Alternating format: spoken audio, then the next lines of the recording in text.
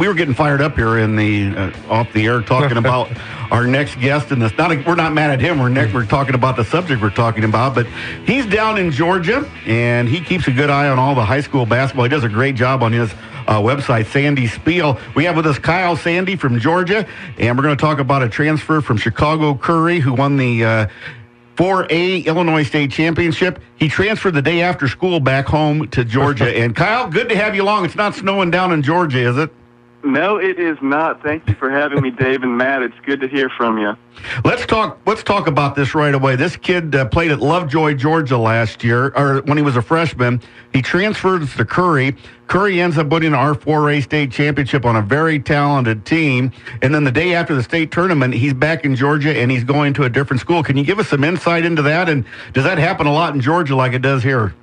Well, yes. Last offseason I put together a transfer list, and of course you can't get everybody, but I found at least 60 kids that moved schools. It is just like the wild, wild west down here. I'm sure it is up there too. A lot of movement. So he's joining Langston Hughes, which is about 35 minutes away from Lovejoy High School, where he started out at. Langston Hughes, it's kind of a funny story because they were 11 and 14 this year, but the year before that they had 3 kids that are going to be seniors next year, so they just had their junior season. Chuma Okeke, he's a big-time prospect, about 6'7", small forward, interest from Florida State, all these guys.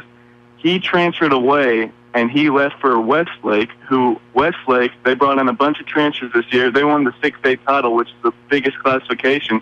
So Langston Hughes got spurned, stood up at the altar last year when they had all these guys that are going to be great juniors this upcoming season. He leaves, goes to their rival school, wins the state championship, and now Langston Hughes is bringing in a transfer of their own. So it's crazy how things come full circle. How does something like that work? I mean, you have a kid move from Georgia to Chicago, and now he's coming back. I mean, I'm sure this is how it works, but I mean, are there people out there kind of putting feelers like, hey, we could use you here at a program like this? I mean, you look around and you go to the AAU tournaments, and you see there's some high school coaches there, and we all know it's like the hitting rule. It's some shady stuff. But Langston Hughes, it's not at Langston Hughes. Rory Welsh is a good guy over there, and he actually played with Lander's dad back in the day, so there's a connection there. I don't think it was too much of a, hey, come down here. They already were familiar with each other, and if he was coming back down to Atlanta, what better of a situation that he's coming back down there and his dad knows him. So that kind of makes sense. But, yeah, all the transfer movement, it is really out of control. And I know the GHSA, the governing body down here, they just turned a blind eye. I wrote a big story about one kid moving 10 minutes away to another school in their county to play ball, and it was a better academic situation, and they red flagged him, and he hasn't missed about the first 13 games of the season. It's all crazy down here. It's tough. It's all this movement, and they can't really govern it and stop it from happening, but it is high school basketball for you.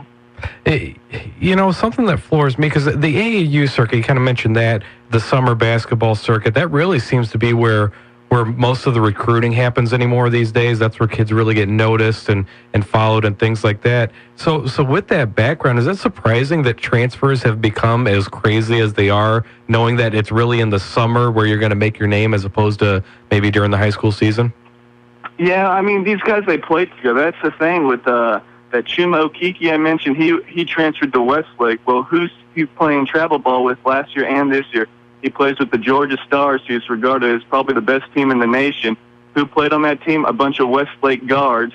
So, I mean, that's not too far from Langston Hughes. They probably said, hey, you want to come on board and play with us? And said, sure, that's a great opportunity. So he jumps ships, leaves Langston Hughes, ends up at Westlake with a bunch of kids he played AAU with, and they go and win a state championship, and they're going to be the favorite to win it again next year.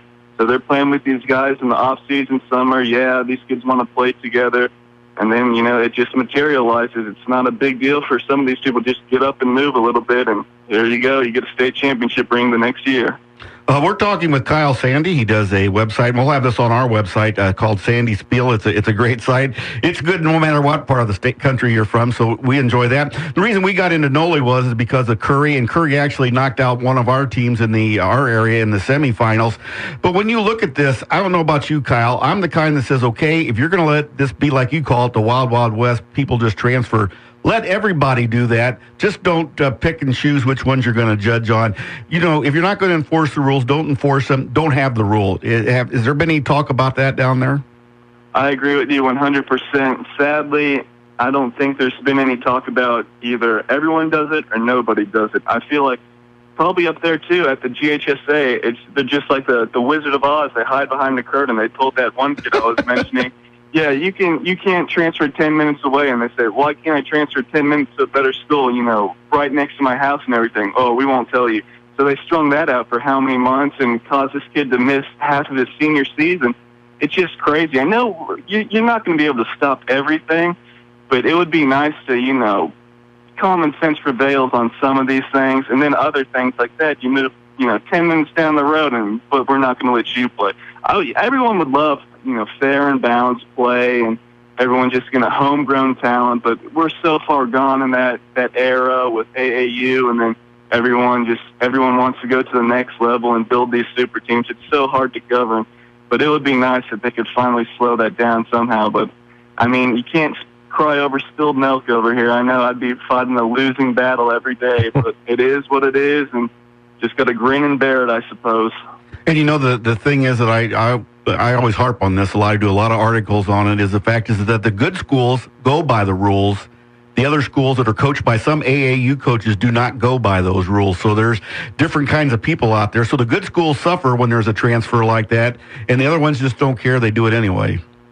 Yeah, there's some schools around here that a lot of the top programs for years that, they bring in a couple guys here and there. It's funny how they land, but then you got to kind of think, well, they built the program. Kids see how good it is. A lot of kids go to college. Well, sometimes maybe that's not recruiting. Maybe they just want to go there and play at a really good school and get a lot of good national attention. You saw Miller Grove. They were in the Dix National Tournament. They beat Findlay Prep from Las Vegas, one of those academy schools. Almost beat Oak Hill, lost by 1. And they're just a public school, Miller Grove, but they won 7 of the past 8 state championships. They get some kids that move in, but they run a pretty good program over there. They're real tough. And if you look at Allatoona, who they beat by 2 points in the state championship game, Allatoona, they have maybe one low Division I kid right now who's going to be a junior next year. They don't have anybody that really moves in, and it's just all these, talk about homegrown talent, all these kids, no 6'8" guys, a bunch of kids that are buying into a system, and they've done really well for themselves. But, yeah, down in Georgia, usually you look at the top teams, they probably have a couple transfers, and then that second tier of teams, it's those guys that are doing it clean, that don't bring anybody in, and they're just trying to fight the fight with all these other guys that, 1, 2, 3 guys pop in. It's tough, but they're doing the best they can. Hopefully something comes of it, but sometimes you just got to say, well, we're doing the best we can. I'd be curious to know how, I guess with the concentration of how it happens in Georgia. I know here in Illinois, around the state you get some transfers here or there, and then some get to play, some don't. But the bulk of it all happens in Chicago, and they kind of seem to do what they want. I'd be curious, is it similar down there? Like in Atlanta, being the bigger city, does that get a lot of that kind of stuff happening there, and just maybe not as much around the state, or is it really a statewide issue? Yeah, I would probably say so. Most of the teams that get all the coverage down here and are the big powerhouses, they are pretty metro Atlanta, within about an hour of the city. Then you have some teams from the offskirts, in Augusta and everything like that, but it's nothing too crazy. We had a couple kids go from Augusta private schools and a different, brand of basketball, and they went to the public school route, but nothing too crazy. I would say that, yes, in Gwinnett County especially, it's like our biggest county, about 20 schools, 25 schools there. That is crazy because all these kids know each other growing up, and it's a big county. A lot of movement happens there. A lot of talent trades hands. But, yes, I would say in Atlanta primarily, that's where you see most of the stuff. Not too much goes on in South Georgia, maybe a guy here and there. But the ones that get the most headline for sure comes in the metro Atlanta area. We got a couple minutes before we have to let you go and do our news break. But I saw a picture of your state tournament. I saw the floor that they had to make in. It wasn't even connected together. How bad was it? I know you weren't very happy about it, Kyle. Oh, boy, yeah, that's right. It was not good. The Macon Centerplex, this place that holds, 1 weekend of basketball a year. We have misaligned floor tiles. The baskets weren't even regulation. We had the baskets too far back, so if you grabbed a rebound or tried to go baseline, you're 2 feet out of bounds. So that made free throws 16 feet long. Three-pointers way long. The shooting percentages were terrible. The games are pretty much under protest. They knew about it. They could have fixed the hoop, but of course the GHSA said, no, we don't want to do that, even though it would have been a 30-minute fix. That was a whole mess. The first night of games, half the lights weren't even turned on. I heard there was a dirty diaper under one of the seats. They didn't even clean it up. We had one kid just walk in the middle of the Westlake State Championship game. You know, he might have been sick or something, but security's nowhere to be found until 20 seconds later after the referees ushered him off. And, I mean, Georgia's got some great basketball down here. I might be a homer, but it is a great state of basketball, and they just put us in this, you know, a dungeon in Macon where there's no Wi-Fi at all, so you can't even get a signal. And it's just bad for the athletes and the players, so much talent, and they toss us down in the middle of nowhere in Macon. Well, football state championships are held at the Georgia Dome right there in Atlanta.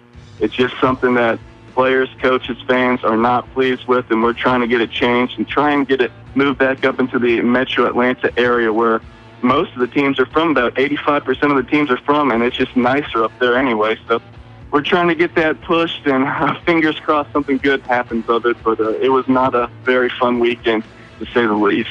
Thanks for joining us, Kyle. We'll contact you next basketball season. That okay? We'll have another talk again. That sounds great to me. Thank you so much for having me, you guys, and stay warm up there. Yeah, thanks. Give it a shot. Yeah, we've been talking with Kyle Sandy from Sandy Spiel. We'll put that on the Stateline Sports Hub. You can see that. Very interesting stuff.